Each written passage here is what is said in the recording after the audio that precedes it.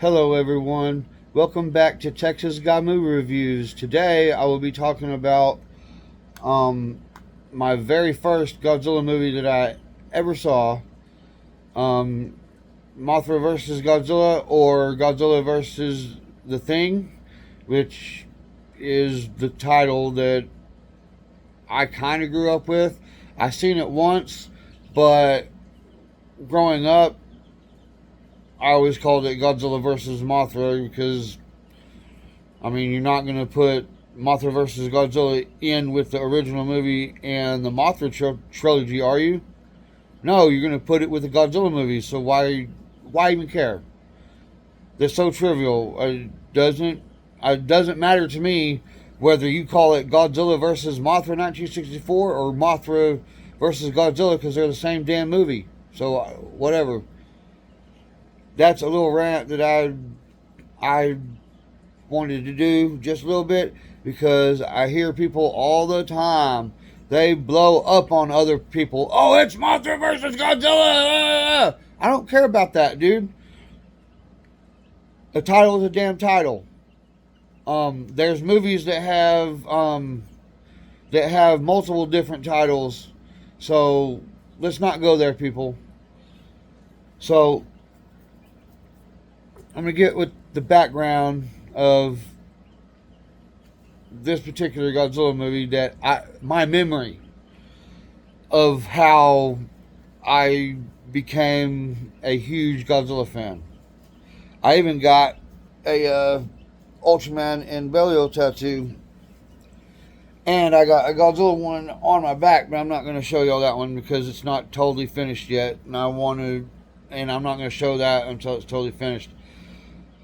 So this movie, let me go back.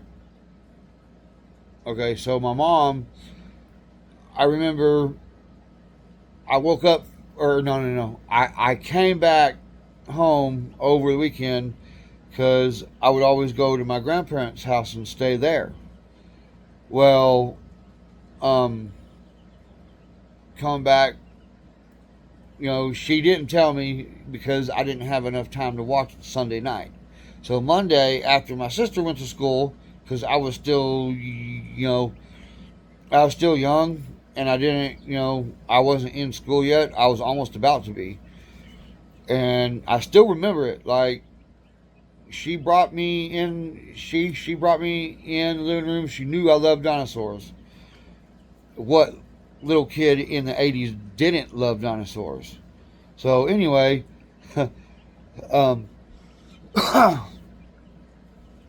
she goes, "Oh well, I found this movie. It's called Godzilla versus Mothra," and I was like, "Okay, I'll sit there and watch it."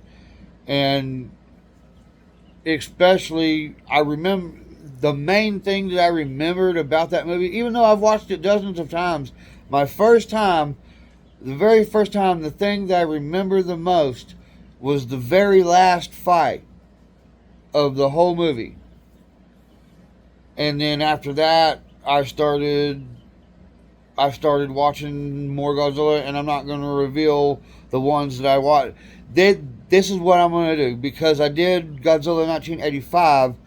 That was my most favorite. That is my most favorite Godzilla movie of all time, even out of the new ones. So, and it's not even my first Godzilla movie, by the way. This one is. So, but anyways, what I want to do is I want to do my first one, and then the one that I remember watching second, and then third, and then after the third one, I don't really remember which ones that I watched after that, but I do remember the first three because they were actually really, really happy memories so I guess I don't know why the other ones aren't in there, but it's whatever. So anyways, let's continue with this episode. And I'm going to tell you right now, get out of the way. No cons for this movie. None. I don't care how old it is. I don't care if if some of the army tanks look like toys. It's physically there. I can see it. It's good. I don't care. So, and I'm going to go out on a limb and say this is probably one of the best, besides the number one first movie, because some people will probably try to eat me up on that. Which the first Godzilla movie is great, but I'm not going to sit there and call it the greatest of all fucking time. I'm not doing that just because it's the first. And there's a lot of things that I'm not going to get into that. So anyway, let's get with the first one. And I forgot to say that I believe that this movie is one of the very best in the Showa era, as far as, cinematography and the music, which is pro number one, is the music. The music is outstanding in this movie, outstanding. And even though a lot of if depending on which version you watch, if you watch the American version of King Kong versus Godzilla 1962, I believe it's 62,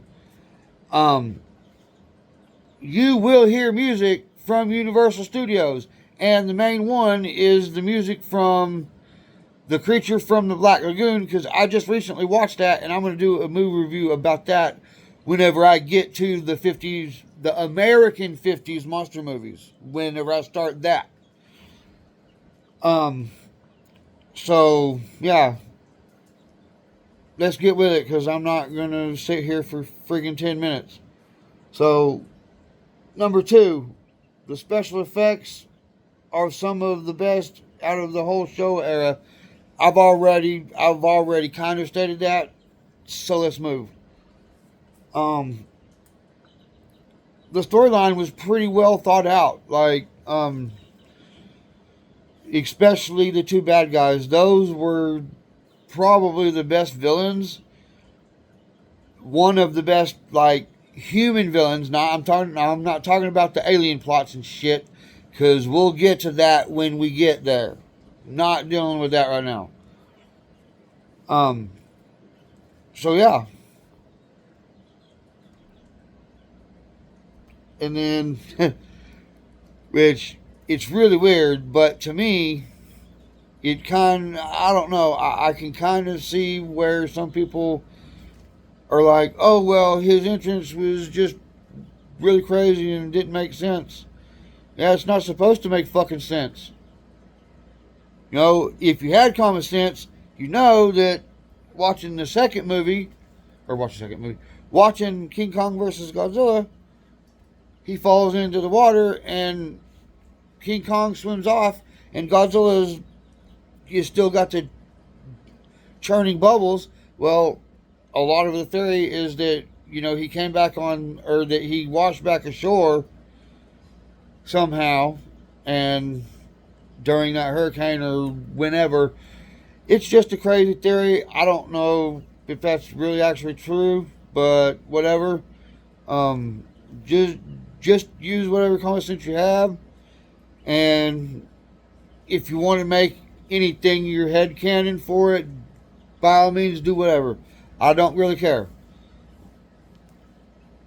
So anyways, number 5, Godzilla versus the Army. Now this is probably one of the movies that the